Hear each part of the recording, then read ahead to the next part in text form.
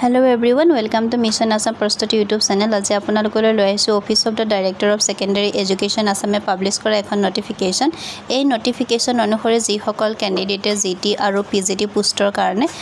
টিচিআৰ 2024 এক্সামটোত qualify কৰিছিলে তেওঁলোকৰ already document verification হৈ গৈছে দুটা ফেজত আৰু তাৰ পিছতে থাৰ্ড লিষ্ট ওলাইছে জিটি কাৰণে আৰু দেন যোনখিনি ইন সাৰ্ভিস টিচাৰ্স আছে তেওঁলোকৰো ডকুমেন্টছ ভেৰিফিকেশন পুনৰ এবাৰ এনওসি কাৰণে অলৰেডি গুৱাহাটী হৈ গৈছে কিন্তু এতিয়া যোনখন নোটিফিকেশন আহিছে সেই নোটিফিকেশন অনুসৰি জিটি আৰু পিজিটি পোষ্টত অলৰেডি ভেৰিফাই কৰা